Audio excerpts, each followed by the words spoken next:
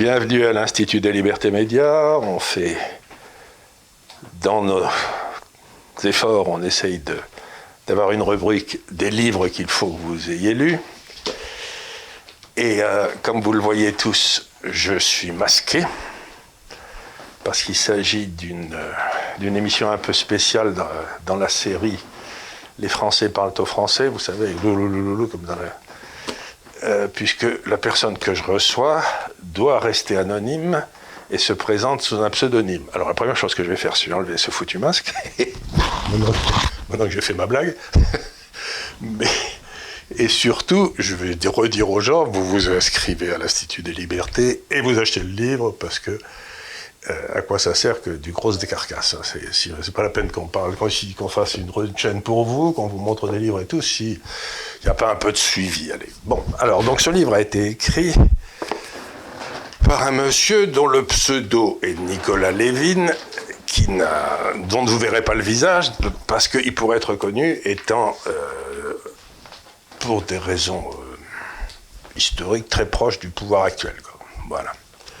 Je crois qu'il faut dire les choses comme ça. Ce livre, c'est donc L'Incident, et qui a une préface de Laurent Oberton, que nous avons reçu ici, qui est un garçon pour lequel j'ai beaucoup d'admiration, parce qu'il a écrit un livre admirable sur le courage, sur la force.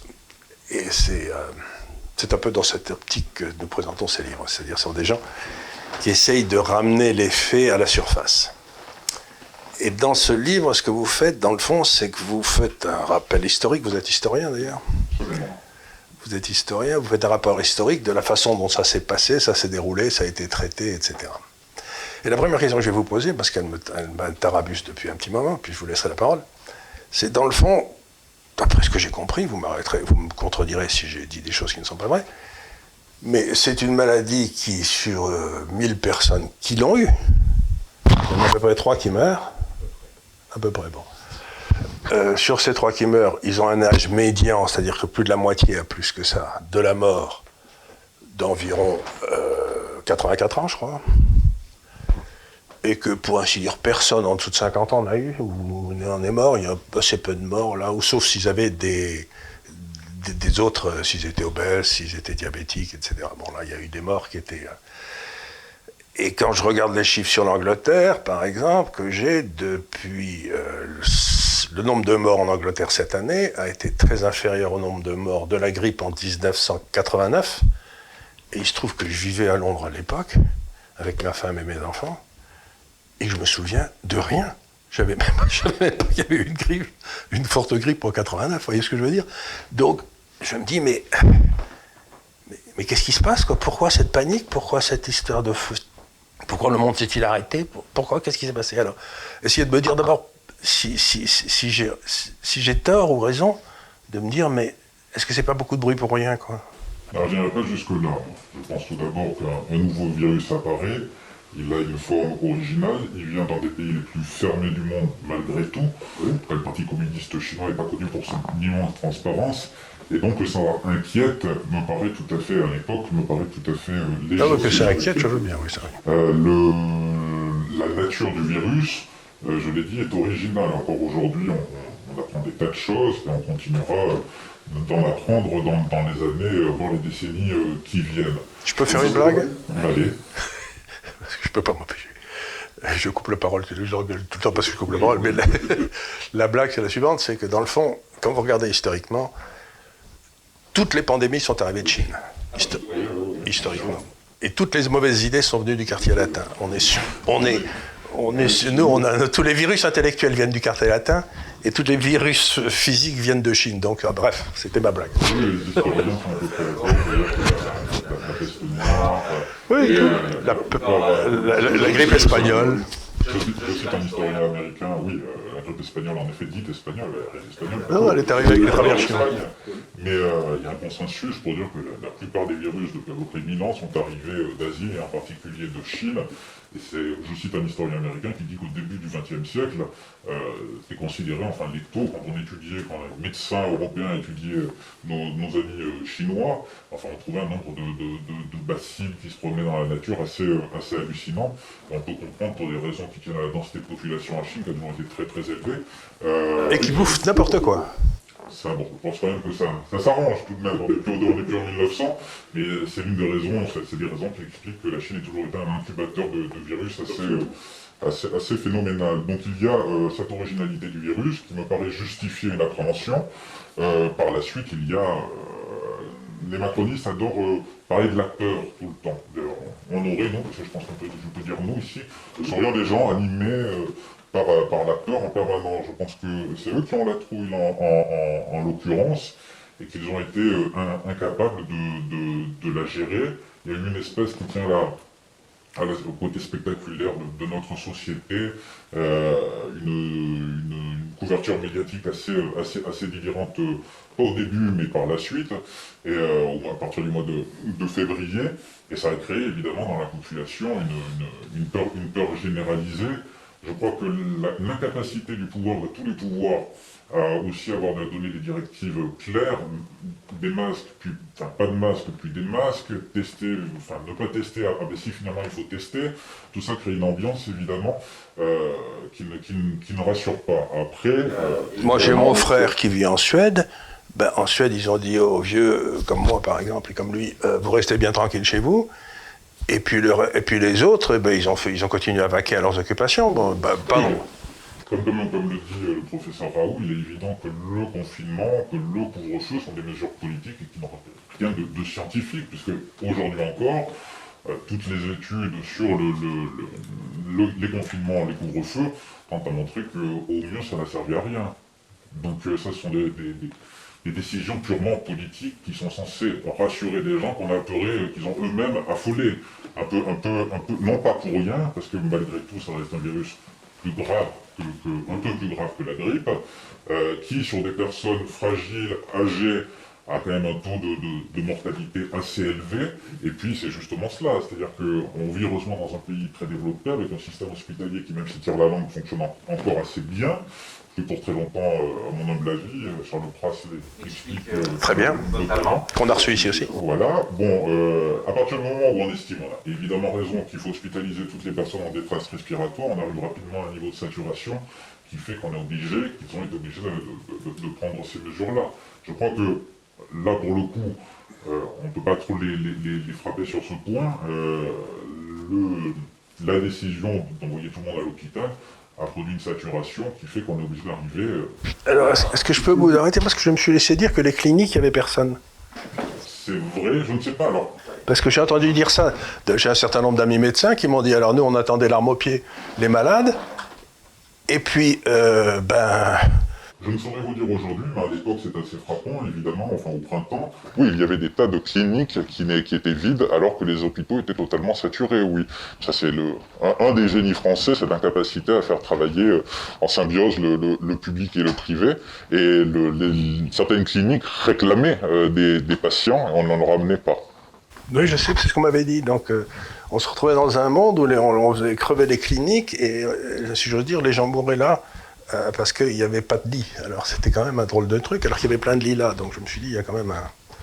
Bon, racontez-moi un petit peu comment vous avez vécu ça de l'intérieur, puisque vous étiez près des centres de décision. Parce que c'est l'essentiel de votre...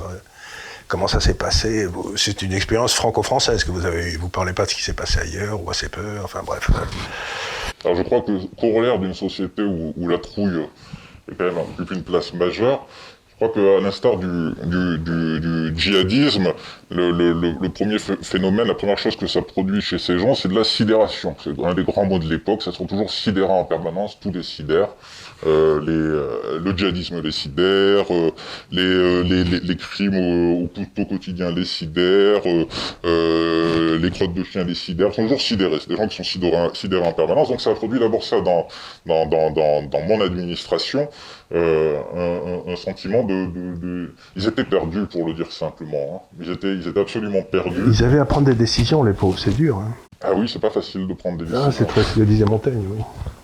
Ils étaient absolument perdus, ils attendaient les directives, en plus, nous avons un système que moi j'aime bien dans l'absolu, hein, qui est assez vertical en France, et ils attendaient tous aussi les directives de notre grand timonier de l'Élysée, qui centralise plus encore que ses prédécesseurs, vraiment le pouvoir et donc subséquemment les décisions. Donc il y avait ce sentiment-là au mieux, on va pouvoir être poli, de perplexité. Et par la suite, ça ne s'est pas arrangé, puisque là aussi, pour employer un mot simple, parlerait de chaos. Il y avait un chaos dans la haute administration qui dure encore aujourd'hui, on le voit à l'occasion de la campagne de vaccination, des administrations concurrentes, des administrations qui se parlent peu, qui se parlent mal, et tout ça explique, je crois, en grande partie les revers successifs, les décisions contradictoires, un coup les tests, un coup pas les tests, un coup le masque, un coup pas le masque. Ils improvisent. C'est une improvisation permanente. Parce que j'ai noté dans un article que j'ai écrit pour l'Institut des Libertés lundi, j'ai regardé, il y avait à peu près 17 organismes, haute autorité, grands conseils, etc., pour traiter ce sujet. C'est-à-dire que quand vous avez 17 organisations avec chacun un président et tout, qui toutes attendent les 17 attendent que le type au sommet leur dise qui va être responsable de quoi, puis ensuite quand il a dit, ils sont pas d'accord parce que c'est leur privilège et tout. Donc à partir du moment où vous avez 17 personnes qui sont chargées d'un problème, le problème devient gérable. Ce que disait Clémenceau, c'est que pour prendre une décision, il faut être un nombre impair et que 3 c'est déjà trop, quoi. Donc ce que j'essaye de dire, c'est que on est suradministré et sous-gouverné, non ? Oui, mais on a l'interministériel, monsieur. Oui, mais c'est la même chose. Ils discutent entre eux, mais ils n'arrivent à rien, quoi. Enfin, ils ont fait un rapport. Oui, et puis le Conseil de sécurité et de défense qui a pris une place totalement démesurée ces derniers mois.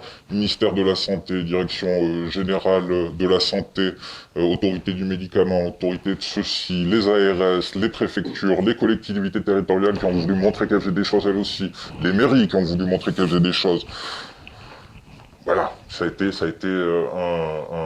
un chaos terrible. On ne trouve pas encore aujourd'hui la clarté qui serait indispensable à une gestion à peu près sereine de la chose, et plus encore au moment où on décide de vacciner la totalité de la population. Oui, la complexité digne des plus riches joueurs de l'Union soviétique de l'administration française produit ce résultat. C'est-à-dire une espèce de chaos administratif. Oui. C'est-à-dire que personne ne sait où il doit aller, quoi. Et qui a été, j'oubliais tout à l'heure, j'aurais dû en parler, qui a été complexifié, ça, à leur décharge, à décharge de tous ces gens. On ne peut pas dire que le confinement et le télétravail aujourd'hui, ça facilite grandement les choses aussi. Alors, ils sont pour rien, on leur a dit de rester chez eux ou de se mettre en télétravail. On travaille quand même beaucoup moins bien en télétravail. Donc il y a aussi c'est plus lent, c'est plus complexe, on peut moins faire de réunions. Skype a ses limites, Zoom aussi, on connaît pas tout ça. Bon, tout ça, oui. Ils s'en servent de Zoom ? Bien sûr. Ah bon, quand même. Me voilà rassuré. Parce que je me demandais... Mais ça marche pas toujours, vous savez. Non, ça marche pas toujours, il y a des trucs qui marchent pas. Alors, dans l'analyse du phénomène et sans être machiavélique, est-ce qu'on ne doit pas à un moment faire un lien entre le phénomène des gilets jaunes et après le Covid ? C'est-à-dire que ça arrange fantastiquement le pouvoir de mettre un chapeau sur la cocotte minute et sur un pays où la pression montait, elle est toujours là, je veux dire. Et est-ce qu'on ne peut pas imaginer, sans être complotiste du tout, que finalement le pouvoir est très content d'avoir l'outil du Covid pour faire en sorte que les gens restent chez eux le plus longtemps possible et que ça leur évite de défiler dans les rues. Et arriver à la prochaine élection. Moi, je suis anti-complotiste. Je pense que poser des questions, c'est très bien dans l'absolu, et vis-à-vis de ce pouvoir, de ces pouvoirs-là, ça l'est encore plus. Il y aura toujours 3 Américains qui pensent avoir été kidnappés par des soucoupes volantes, ce qui est pas... Après tout, pourquoi pas, hein. Mais ça, le vrai complotisme, ça n'existe pas. Ou alors c'est parfaitement marginal. Comment dire je pense que ce serait les croire plus intelligents qu'ils ne le sont, que d'imaginer qu'ils aient... ils ont un intérêt objectif à la situation, mais non, je pense pas du tout, ce n'est pas ce que j'ai observé moi ces derniers mois, qu'ils étaient contents de confiner, qu'ils étaient contents d'édicter des couvre-feux. Non, ça je ne le pense pas. Après, pour revenir aux Gilets jaunes, j'en parle dans le livre, je pense en tout cas que les ennemis, des gens comme Didier Raoult très clairement, que les soutiens de Didier Raoult sont sociologiquement assez proches des Gilets jaunes, et que c'est pour cette raison qu'ils essayent désespérément de le tuer, à lui et à d'autres, comme le professeur Perron aussi.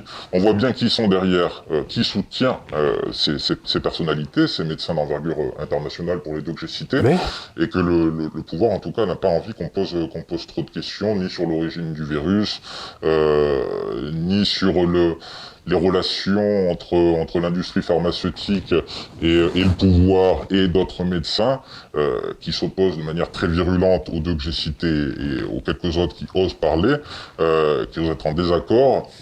Ça c'est évident, mais que ça les arrange, mais que ça a été programmé d'une manière ou d'une autre, ça je n'y crois absolument pas, non. D'ailleurs, enfin. donc, parce que moi, quand j'avais donc un vieux professeur de sciences politiques quand j'étais à Toulouse il y a bien longtemps, qui disait donc la première explication c'est toujours la bêtise, l'incapacité, l'incompétence. Mais les gens ont tendance à penser que les gens qu'ils ont mis au pouvoir sont intelligents, ce qui est pas toujours le cas. La deuxième, c'est la corruption. Bon, et la troisième, c'est qu'ils défendent des intérêts de classe. Et ça s'est peut-être vu, par exemple, la défense des intérêts de classe avec l'hydrochloroquine. Est-ce que vous pouvez nous en dire un mot ? D'abord, sur votre analyse, oui, je vous rejoins sur la bêtise. Nous sommes dirigés essentiellement par des énarques. Alors, c'est un concours très dur que celui de l'ENA.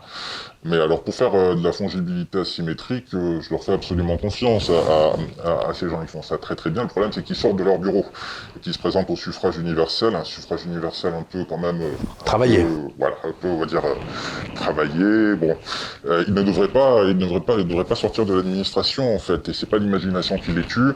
En général, et oui, je pense que plus que, en effet, une volonté d'enregimenter la société encore davantage qu'elle ne l'est, puisque la perspective orwellienne est désormais assez assurée, je crois qu'il y a surtout de la médiocrité, de l'incompétence, et je l'ai dit tout à l'heure, par rapport, moi je compare beaucoup ça au djihadisme, ils sont toujours en permanence incapables d'être autre chose que sidérés. Donc là aussi, ça les a sidérés. Et puis oui, pour les intérêts de classe, les intérêts de caste, sont des gens qui sont libéraux au sens le plus pauvre du terme, et ils défendent une idéologie. Le libéralisme se présente comme un pragmatisme. Je ne sais pas si le pragmatisme très pragmatique de faire entrer des dizaines et des centaines de milliers de personnes à l'alphabet illettré en France chaque année, je ne sais pas si c'est très pragmatique de permettre le tourisme médical. Enfin, je ne suis pas sûr que le libéralisme soit aussi pragmatique que cela. Tel qu'ils le définissent, parce que c'est pas ma définition, mais ça les gens le savent. Je vous ai déjà écouté bien des fois. Mais donc oui, ils défendent une ligne idéologique, celle d'une Europe supérette, ouverte aux quatre vents, de la mondialisation. Oui, on s'oriente qu'un géant casino, Leclerc. Bon. Et donc ça rentre... C'est rentré totalement en contradiction, ce virus, les mesures à prendre avec leur idéologie. La plus évidente, c'est bien sûr la fermeture des frontières. Puisque au mois de janvier, au mois de février, souvenez-vous de Sibeth Ndiaye qui en rigolait et de tous les autres qui, quand ils n'en rigolaient pas, nous promettaient comme d'habitude les nazis, les miradors, enfin, fermer les frontières était tout à fait farfelu de leur point de vue. Finalement, ils l'ont fait. La réduction est hitlérium, selon la formule célèbre. Oui, bah ça, donc il y a ce sens-là, finalement, au-delà de l'aspect biologie qui est très intéressante, c'est aussi que dans cette crise sanitaire se mélangent des tas de choses, de politique, sciences politiques, et c'est d'abord une affaire politique finalement. C'est la thèse de mon livre ou la conclusion à laquelle j'arrive, qui est que finalement c'est le problème, c'est la déréliction politique de l'Occident qui crée la situation et pas la situation qui pose un problème politique. Je crois que, alors, j'en ai discuté ici avec des gens très compétents et de tout ça, dans l'enfant de la disparition du politique, qui est une des grandes souffrances de notre civilisation. Et la conclusion à laquelle on était arrivé, c'est que dans le fond, vous avez à peu près 3 couches. Vous avez la couche du peuple, si vous voulez, qui se dépatouille pour élever ses enfants, pour bosser, qui de temps en temps vote. Puis vous avez la couche de l'administration de l'État. L'État est une machine extraordinairement compliquée, donc vous avez besoin de gars qui ont fait énormément d'études pour aller dans l'État, qui comprennent, des mémoires de cheval, pas beaucoup de caractère pour obéir aux ordres. Donc ça, c'est la couche de l'administration, si vous voulez. Et puis vous avez la couche politique, où si vous vous trompez, vous êtes foudroyé, parce que le politique doit prendre des décisions en risque sans avoir tous les éléments de la décision. Vous voyez ce que je veux dire ? C'est vraiment le... Et ce qui s'est passé en France depuis Giscard, c'est que la classe administrative, la plus intelligente, puisqu'elle avait fait le plus d'études, ce qui est une imbécilité, a pris le contrôle du politique. Et ils sont incapables de gérer le risque.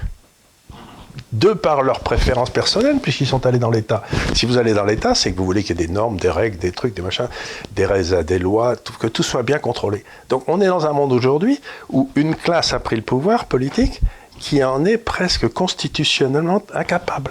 Vous voyez ce que je veux dire ? Ils en sont incapables. Ils ne peuvent pas. Souvenez-vous du cas de la Belgique qui est restée, je crois, plus d'1 année sans gouvernement et la machine fonctionnait très bien. Jamais ils ont eu une croissance aussi forte. Oui. Ben, entre autres, mais ça fonctionnait tout roulé. Je pense qu'il se passerait la même chose en France si nous n'avions pas de gouvernement, de président, si on laissait la haute administration gérer le pays, ça marcherait. À condition qu'il n'y ait pas de crise. À condition qu'il n'y ait pas de crise, absolument. Donc, ils savent gérer la routine. Oui, ouais. Et là, dès qu'on sort de la routine, c'est les Allemands qui arrivent par les Ardennes à la place d'arriver par la Belgique comme chaque fois, quoi. Donc, oui, c'est la mort du politique. Nous n'avons plus besoin, sinon pour animer, pour faire croire qu'on vit encore dans quelque chose qui ressemble à une démocratie. Parfaitement raison. Ils ont créé la mort du politique. Et on en arrive avec Emmanuel Macron, qui est pas un garçon sans compétences et sans imagination, mais qui est d'abord, je crois, ça doit être d'ailleurs une blessure intime pour lui, qui est d'abord un comédien, qui est un acteur qui aurait voulu monter sur les planches. Bon, on a appris aussi qu'il aurait voulu être écrivain, il le sera sans doute après. C'est pareil, on arrive avec des gens qui sont d'abord des acteurs, et Emmanuel Macron, comme Nicolas Sarkozy, est plutôt un bon acteur. François Hollande, bon, on ferait plus il essayait même pas. Dans des séries sur France 3, mais ce sont d'abord des acteurs, et le mérite, vous voyez, par exemple, je sais pas, moi. Et puis l'apologie qui est faite, pour rester à la politique, c'est l'acception machiavélique a toujours été assez péjorative pendant des siècles, et tout à coup, c'est devenu, on juge un homme politique à sa capacité à trahir, à tromper, à tromper, à mentir. Et vous savez, alors, les classes populaires trouvent pas ça très, très, très, très joli. En revanche, les élites trouvent que, trahir, être capable de revenir, c'est plutôt ça. C'est à ça qu'on juge aujourd'hui un homme politique. On le juge plus à sa capacité, à son courage, à sa capacité de dire j'ai raison et tout le reste du monde a tort, et vous me suivez, et si vous voulez pas, c'est ce que disait Mme Thatcher, que j'ai vécu en Angleterre pendant les années Thatcher. Elle disait je suis un gouvernement de conviction et pas un gouvernement de consensus. Si les gens sont pas d'accord, la prochaine élection, ils me virent. Mais moi, je vais vous dire ce qui me semble bon pour le pays et je le ferai. Et elle a été réélue 3 fois. Tandis que tous ces gens qui trahissent tout le temps, finalement, ils trahissent pour être réélus et ils se font battre à chaque fois. C'est quand même étonnant. Donc, ce que vous dites m'intéresse sur l'histoire de Machiavel, parce que c'est exactement ça. Depuis Mitterrand, on pense que celui qui doit être au gouvernement, c'est celui qui ment le mieux. Or, c'est pas vrai. Vous voyez, même, je ne sais pas jusqu'à quelle année. Vous avez cité Clémenceau tout à l'heure, parce que bon, il avait une ligne Clémenceau, même s'il a parfois un peu évolué, mais on va dire passé, bon, aussi on pourrait citer De Gaulle évidemment, mais oui, je pense que c'est assez. Mitterrand est l'exemple parfait, florentin, esprit supérieur, il aimait lire, connaissait Chardonne, bon super, bon, moi aussi j'ai lu Chardonne, mais je pense qu'encore au 19e siècle, quelqu'un de cette nature aurait été plutôt mal considéré. Or, il faut distinguer encore une fois ce que pense le peuple, ce que pensent les classes populaires et ce que pensent les élites. Pour les élites, un homme qui trahit, qui trompe et qui réussit quand même à tracer sa route, c'est un exemple, c'est un modèle de vertu, mais bon. C'est effrayant ce que vous dites. C'est l'inversion des valeurs, oui. Bon, c'est effrayant ce que vous dites, parce que moi de tout... Vous... voyez Chirac, on pourrait citer Chirac aussi. Chirac, ça a été... c'est effrayant. Vous savez, on apprend aujourd'hui à l'université, j'ai lu récemment un livre absolument génial qui est celui d'Alan Bloom. Ah oui. C'est vieux ça. J'oublie le titre à l'instant, ça va me revenir. L'âme des armées. Ça date des années 80, ça. Oui, fin des années 80, qui raconte qu'aujourd'hui, dans les universités, et ça vaut pour la France aussi, la France n'est jamais que les États-Unis avec 10 ans de retard. La première chose qu'on apprend aux étudiants, c'est qu'il n'y a pas de vérité.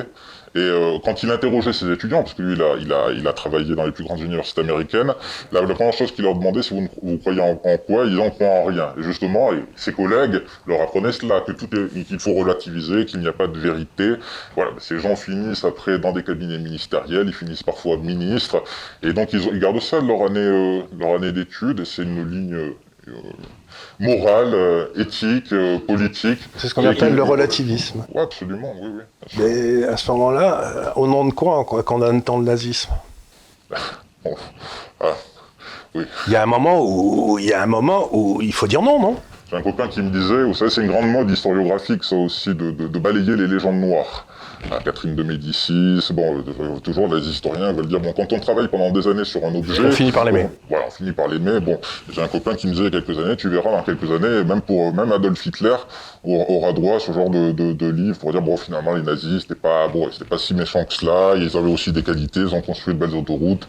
C'était incontestable, ils ont construit de très belles autoroutes.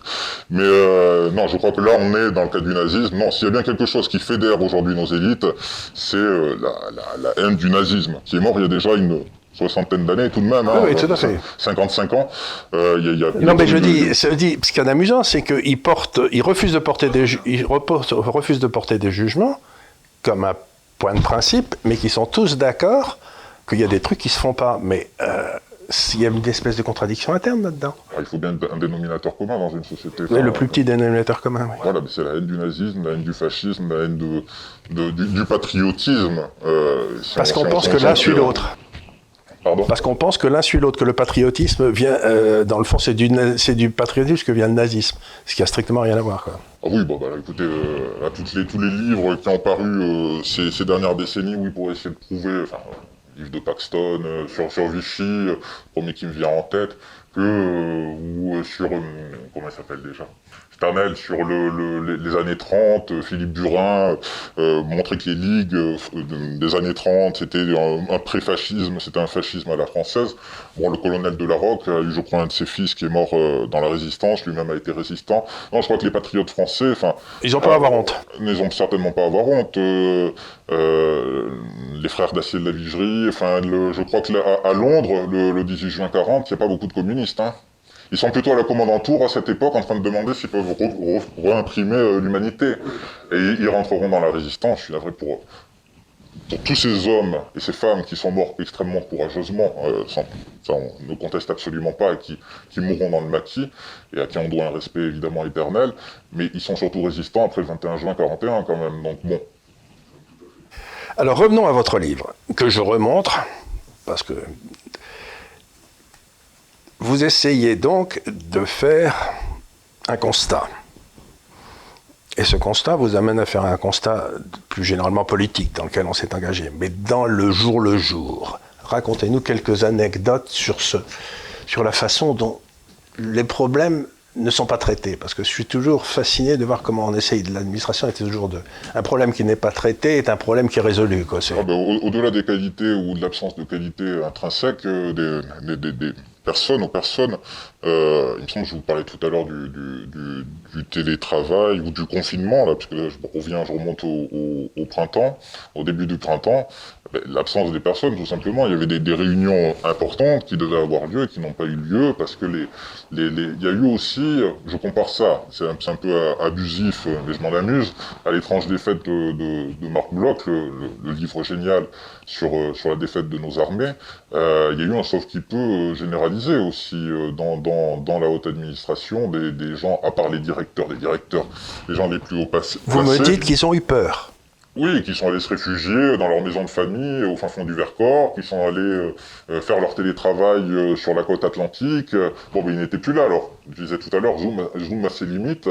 Et il y a eu beaucoup de décisions qui ont été ralenties, voire pas prises à temps, parce que les gens n'étaient tout simplement pas là, et que l'administration s'était elle-même liée les mains, et était dans l'incapacité de prendre des mesures fortes au moment où il le fallait, pour des problèmes d'organisation consécutives aux mesures sanitaires prises à l'époque. Donc il y a cela.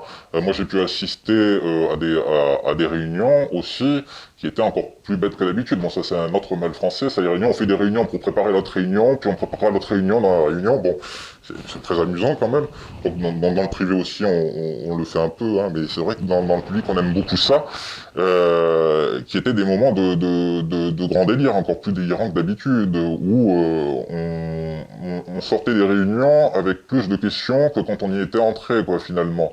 Et c'était d'autant plus vrai pour les D'un point de vue socratique, c'est bien ça. N'est-ce pas? Oui, c'est vrai. Le sage est celui qui sait qu'il ne sait pas. Oui, bon, mais quand il y a des dizaines de millions de Français qui attendent... Mais est-ce que c'est pas de la désertion d'aller sur la côte atlantique ou dans le Vercors? Ça dépend où sur la côte atlantique, mais moi je considère ça, oui, comme une forme de désertion. Je vais le dire franchement, il y a beaucoup de gens dans l'administration qui ont profité de la situation pour se payer des vacances, oui. Et d'autres qui ont été d'un sérieux absolu et qui ont essayé de tenir la barre.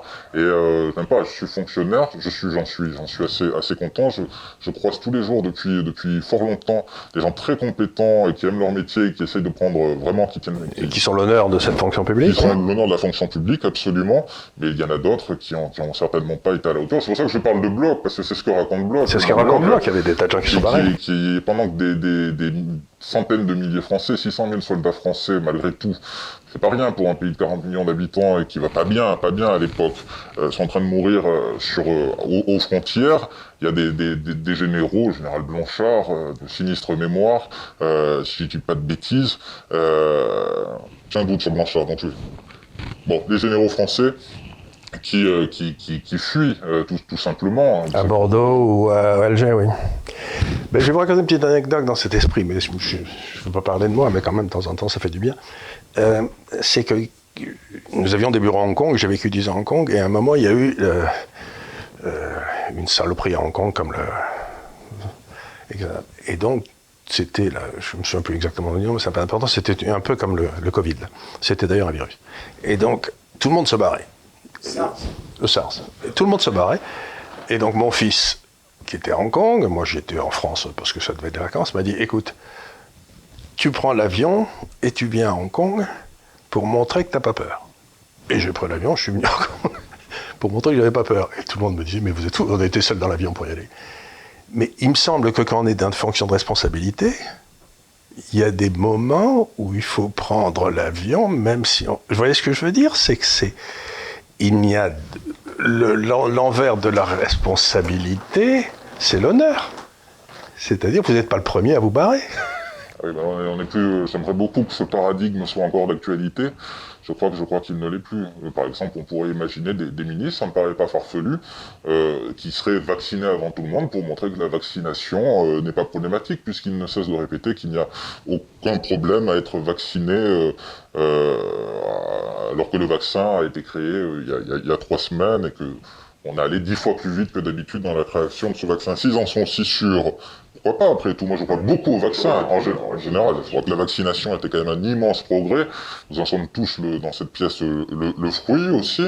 Donc rien contre la vaccination en général, mais quand on nous vend ce vaccin-là en nous disant que c'est formidable, ben faites-vous vacciner en premier. Ça serait courageux. Mais non, je pense que nous vivons le courage est mort depuis un certain temps et que les conséquences de la disparition du courage, on les voit tous les jours quand il n'y a pas de Covid. C'est pour ça que vous avez été préfacé par Laurent Roberton, parce qu'il ne cesse de dire la même chose, quoi. En effet, j'en suis très content, une très très belle préface. Oui, parce que c'est un homme pour lequel j'ai la plus profonde estime. Alors maintenant, désorganisation totale et tout. Ils ont perdu une grosse partie de leur capacité à commander, puisqu'on s'en rendait compte qu'ils en étaient incapables. Quelle est l'étape suivante? L'étape suivante, c'est ce que je raconte assez longuement.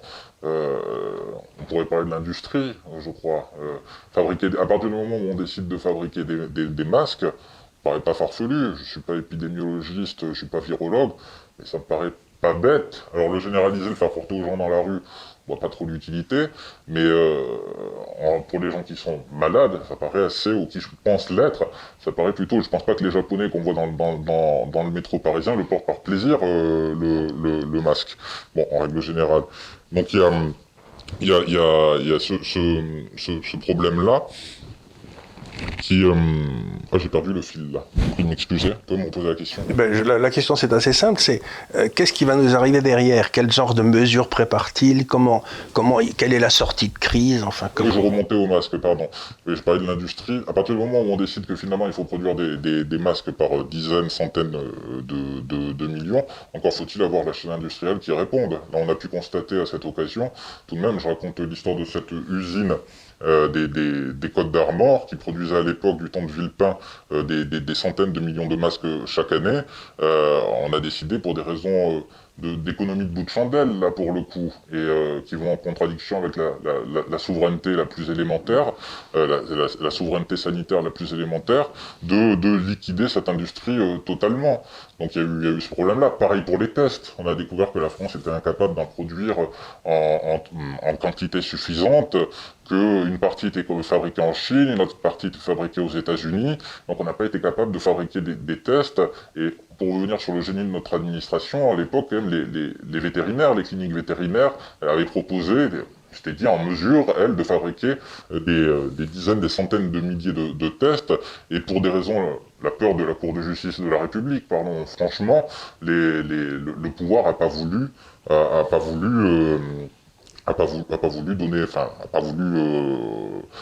utiliser cette solution qu'elle avait apportée de main, qui était de faire appel aux vétérinaires. Est-ce qu'il peut y avoir des révoltes populaires? Parce que, est-ce que, par exemple, de toute façon, ça arrive tout le temps en France, mais je veux dire, est-ce que, par exemple, les restaurateurs peuvent décider, vous nous casser les pieds, le 1er février, on ouvre, tous, et est-ce que c'est quelque chose qui peut arriver? Une espèce de jacquerie, de refus de l'autorité, mais paisible, quoi, en disant, vos histoires, on n'y croit plus, vous nous cassez les pieds, on reprend notre vie de tous les jours, et allez vous faire cuire un œuf, quoi. Je n'y crois pas. Je n'y crois pas du tout. Je pense que nous entrons dans un moment de notre histoire française, de l'histoire européenne, et on le voit avec les sondages, là où une majorité de Français, je veux bien le croire, est favorable au couvre-feu, au confinement. Il y a une grosse minorité des Français qui seraient favorables au confinement. Je pense que la trouille est tellement grande que les gens n'osent pas, que les Français en l'occurrence, n'oseraient pas. Et puis la grande révolte populaire, on l'a connue il y a 2 ans. J'y étais, j'étais très, très favorable à ce mouvement que j'ai fréquenté, pour avoir manifesté avec lui souvent dans les rues de Paris, et je crois que... Mais vous avez toujours vos 2 yeux, là, vous avez été particulièrement habile. Écoutez, j'aurais jamais cru dire ça, parce que moi je suis comme Pasolini, c'est-à-dire entre le fils d'ouvrier CRS et le bourgeois des beaux quartiers qui joue au maoïste, au guévariste. Moi j'ai plutôt de la sympathie pour le fils d'ouvrier que je suis moi-même.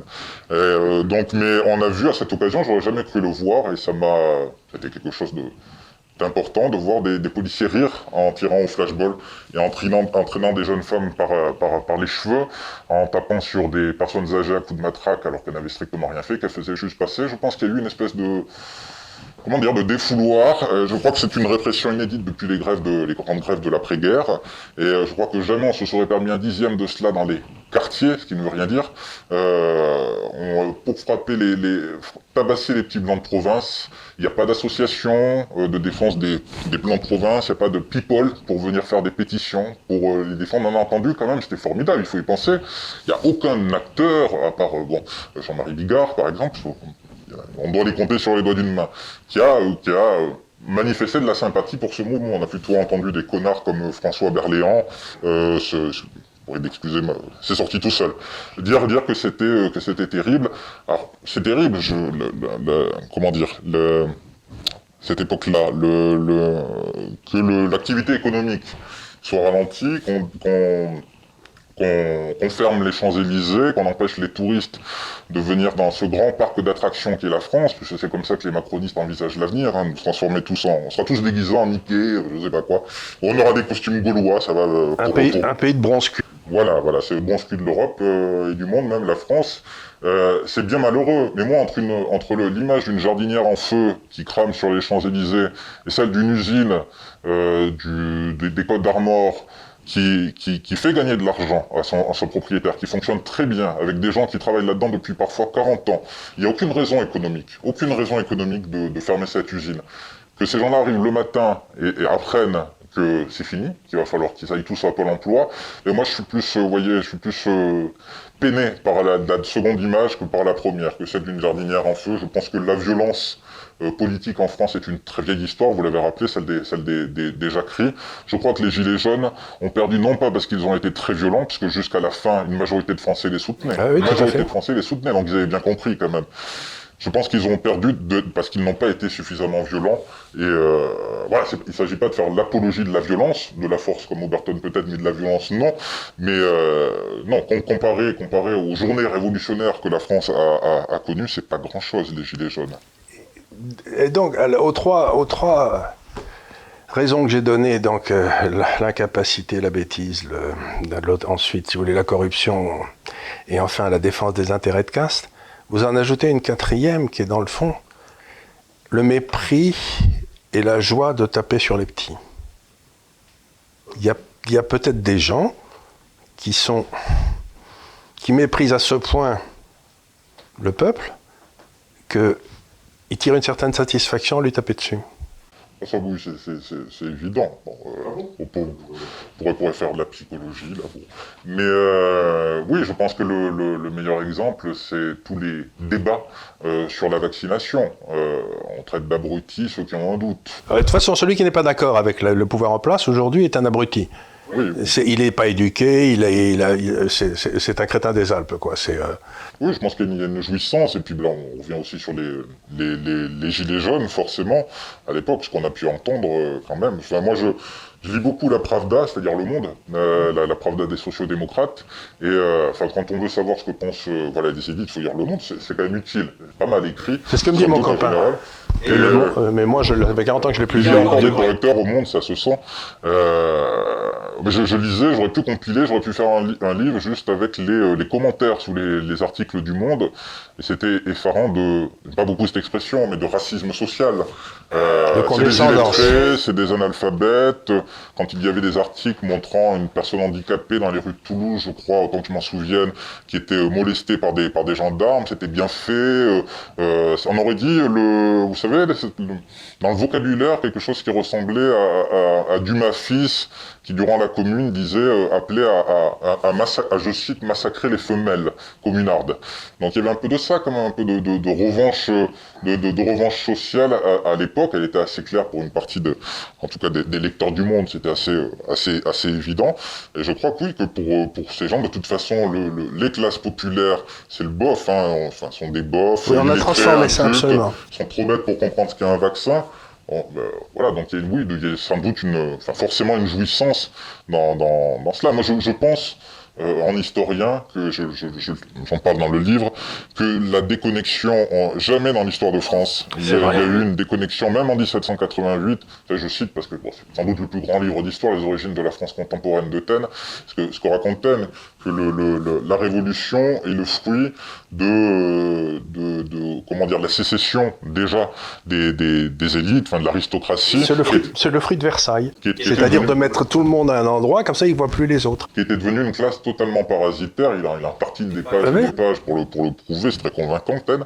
Et je crois que même en 1788, le noblio désargenté, comme on voit dans ce très beau film qui est ridicule, et qui était la condition de beaucoup de nobles à l'époque aussi, de province, je crois qu'il y avait un rapport avec le peuple, aux paysans, qui était beaucoup plus évident que Nathalie Kosciusko-Morizet qui ne connaît pas le prix d'un ticket de métro, Jean-François Copé qui pense qu'un pain au chocolat coûte 10 centimes. Ces gens-là ne connaissent pas la vie réelle, ils sont incapables ils savent pas ce que c'est de vivre avec 1 000 euros par mois. Tant mieux pour eux. Mais ils ont pas je crois qu'ils savent encore moins que les nobles de 1788, comment vivent les Français, les Français les plus modestes. Et ça, je pense que c'est quand même assez grave. Vous voyez, c'est très intéressant parce que tout ce que vous dites, je suis d'accord. Taine, tout ça, j'ai lu, je suis d'accord. Et ça, c'était autrefois un discours de gauche. Oui, bien sûr. Et où est passée la gauche qu'on aimait ? Enfin, moi, que j'ai aimé, il y avait des... Enfin, il y a longtemps, quoi, mais maintenant, je n'ai plus rien à voir avec la gauche d'aujourd'hui. Mais où est passé ces gens qui, dans le fond, étaient d'une certaine générosité, voulaient Qu'est-ce qui s'est passé ? C'est pas dans votre bouquin, ça m'intéresse. Mais je pense que la gauche dite de gouvernement, socialiste, pour faire simple, est partie dans une autre vision, elle est dans un autre paradigme, libéral, on pourrait discuter aussi, c'est du mot libéral, mondialiste, multiculturaliste. Élitiste. Le sort d'un... Élitiste. Oui, le sort d'un enfant, puis c'est aussi de la sociologie. Le sort d'un enfant hondurien l'intéresse plus que celui d'un ouvrier français qui vit à 100 mètres de chez elle, à la gauche. Elle est citoyenne du monde. S'intéresser à la France, s'intéresser à son voisin, c'est trop modeste, c'est pas assez généreux. Bon, ça, c'est d'un point de vue intellectuel. Puis, je disais, il y a de la sociologie aussi. C'est-à-dire qu'il y a jamais... j'adore la bourgeoisie. D'un point de vue esthétique, elle a une importance considérable que je ne remets pas en cause, mais c'est la bourgeoisie qui a trahi. Là pour le coup, et la gauche par extension, si je puis dire organiquement, la gauche. Aujourd'hui, quand on voit la sociologie des députés, vous avez lu le livre de Jérôme Fourquet ? Oui. Bon, l'archipel français, on voit que l'électorat socialiste, qui était autrefois composé essentiellement de professeurs, il y avait quand même aussi des artisans, petite classe populaire, ça a toujours été minoritaire, mais bon, il y avait quand même. Aujourd'hui, ça a totalement disparu. C'est une classe, vous savez que plus on est diplômé, plus on a un niveau de revenu. Le parti des intellectuels riches, c'est les Verts. Oui. Voilà, il y a une espèce de... On a très bien vu sur les États-Unis, si vous voulez. La gauche a trahi le peuple, pour faire simple, en tout cas le peuple autochtone. Elle l'a trahi depuis un petit moment. En tout cas. Si vous voulez, la gauche a trahi le peuple et la droite a trahi la nation. Alors on est mal quand même. C'est un bon résumé. Oui, absolument. Mais la droite, ça n'existe pas en fait. Je sais bien qu'on se fait plaisir avec... Non, mais c'est très bien, j'y pensais récemment, mais René Raymond, c'est 3 droites, bon, ça marche peut-être jusqu'en 1890, ça marche pas. Ça n'existe pas la droite d'un point de vue intellectuel. On n'est jamais, depuis la Révolution française, la droite, c'est ce que n'est pas la gauche, quoi, finalement. Elle se définit tout le temps négativement. Et alors, il y a cette espèce de parenthèse miraculeuse qui est le général de Gaulle, évidemment. Mais est-ce que le gaullisme, c'est vraiment de droite ? Oui, dans un respect de la tradition, on retombe sur de l'homme providentiel qu'il était, pour le coup, totalement. Donc ça existe, les hommes providentiels. Et, il y a eu des femmes aussi. Hein. Et des femmes, bien sûr. Ah oui. D'ailleurs, je pense que le plus grand homme providentiel, c'est une femme, en effet, c'est Jeanne d'Arc, en effet, sans l'ombre d'un doute. Mais la droite, ça n'existe pas. Enfin, le corpus idéologique de la droite est... Mais c'est ça, moi j'ai vécu en Angleterre pendant 25 ans de ma vie, et le Parti conservateur a un corpus idéologique. Mais je dirais pas la même chose de la Grande-Bretagne et de nous, en effet. Eux, ils ont des valeurs, et qu'il y a des gens qui les supportent. Et donc, il n'y a pas de problème. Tandis qu'en France, comme vous le dites, très justement, ce qui me chagrine toujours, c'est qu'on se définit par rapport à 1793, quoi.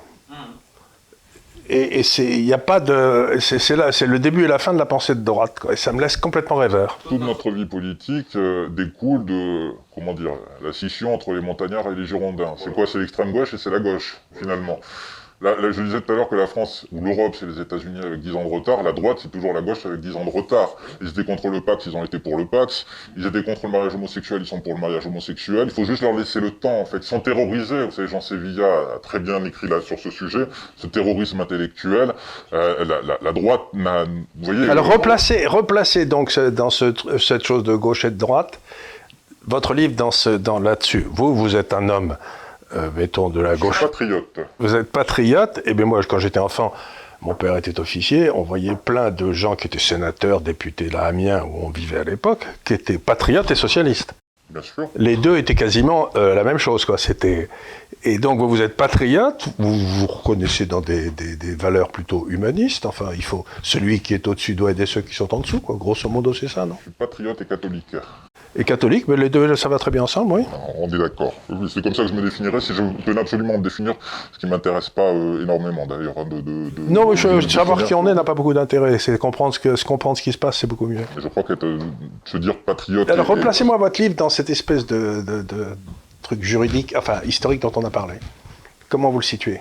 Ah ben si, fruit de ce que nous venons de dire... Comment dire, vous parlez tout à l'heure de la mort du politique.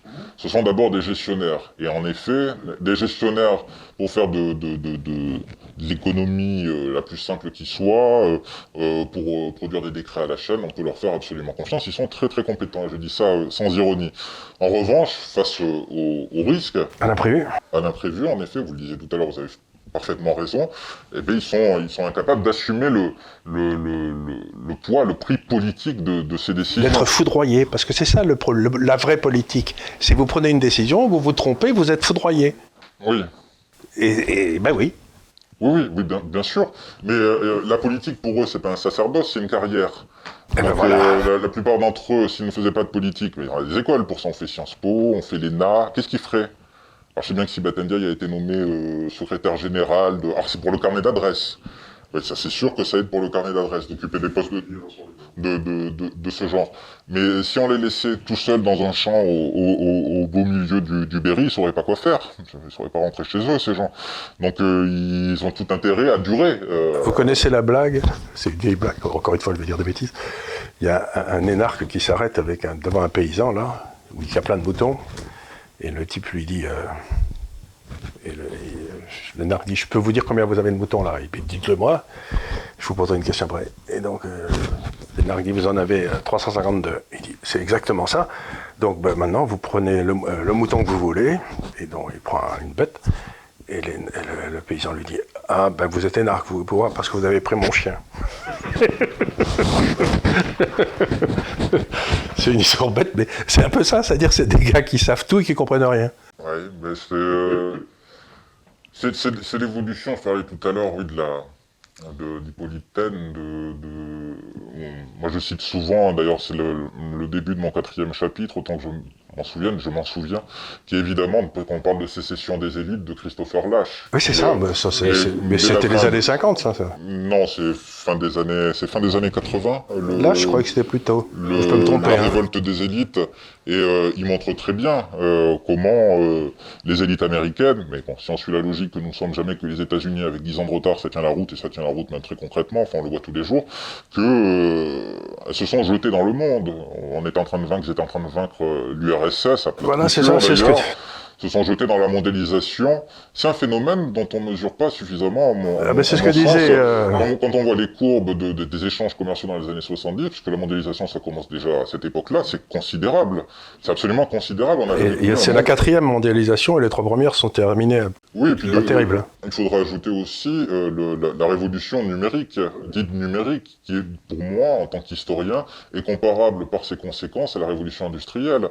Ou à l'invention de l'imprimerie. Ou à l'invention de l'imprimerie, on ne mesure pas encore. Bon, Mais c'est ce que disait aussi Samuel Huntington, vous savez, celui qui avait écrit la guerre des civilisations, là. Il avait écrit son dernier livre, qui était un grand livre, c'était « Qui sommes-nous » Et il a identifié parfaitement, justement, cette scission entre là-haut et puis le reste de la population, quoi. les somewhere et les everywhere, quoi.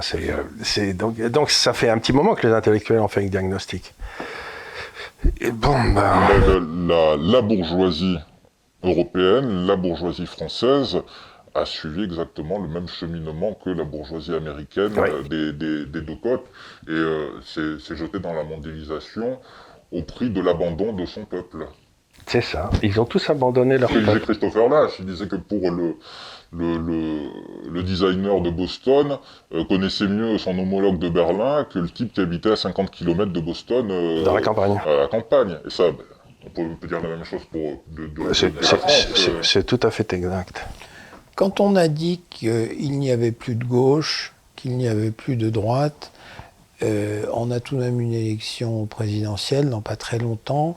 Est-ce qu'on risque de revoir le candidat de la société civile à la Macron, puisque c'est ce à quoi on a C'est comme ça qu'il s'est assisté. présenté, en tout cas.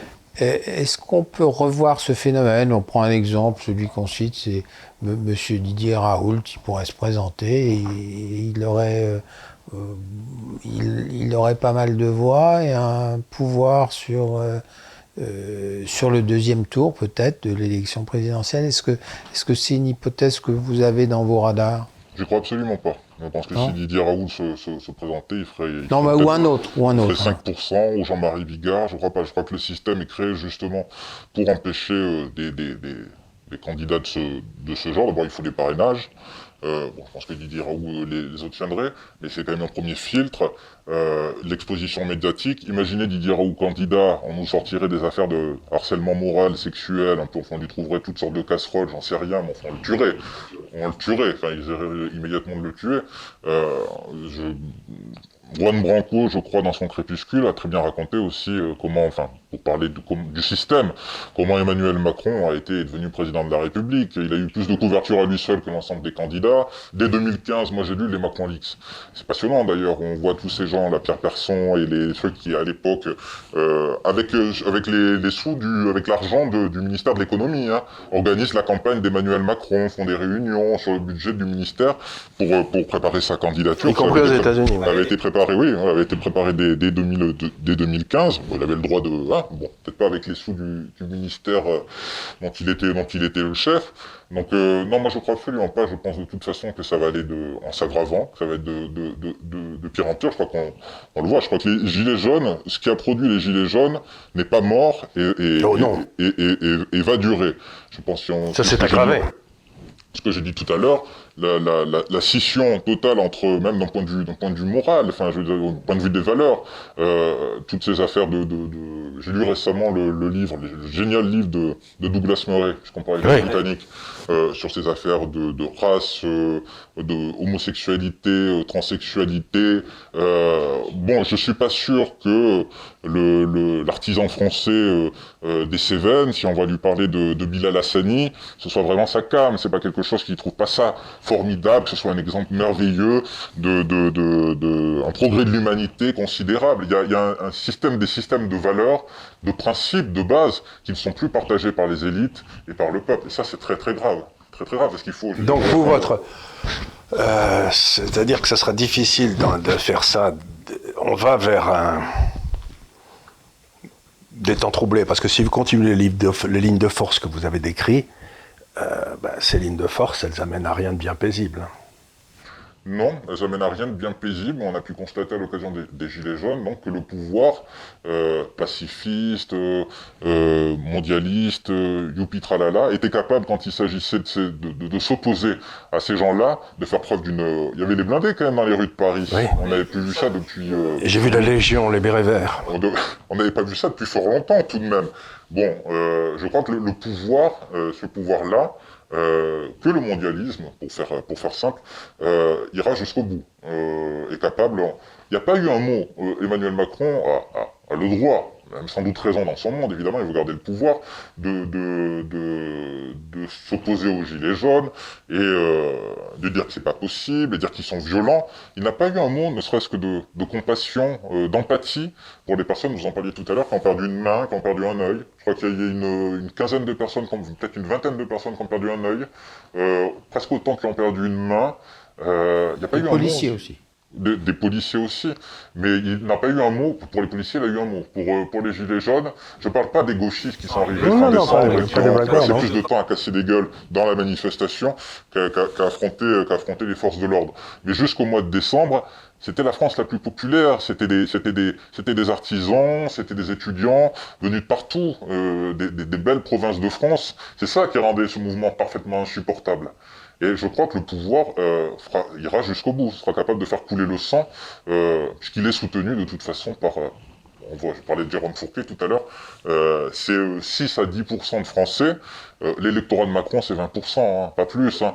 Mais ils ont le pouvoir, ils ont le pouvoir depuis... ils ont la force légitime. Ils ont l'argent, ils ont les médias, ils ont, oui. Et ils ont l'accès à la violence légitime. Hein. Bien sûr, ils ont, oui. Mais une violence qui réserve à certains, tout de même. Et absolument, très bien. Bon, ben tout ça n'est pas très gai. Je crois qu'il va falloir qu'on aille déjeuner, parce que, je vous le dis aux gens, moi, si on ne me nourrit pas aux alentours de 1 heure, je commence à devenir grognon. Mais donc, ça me paraît très bien. Le pire n'est jamais sûr, mais comme le dit ce brave Laurent Oberton, il est bon de se préparer à avoir du courage. Absolument. Très bonne devise. Merci beaucoup. Merci à vous.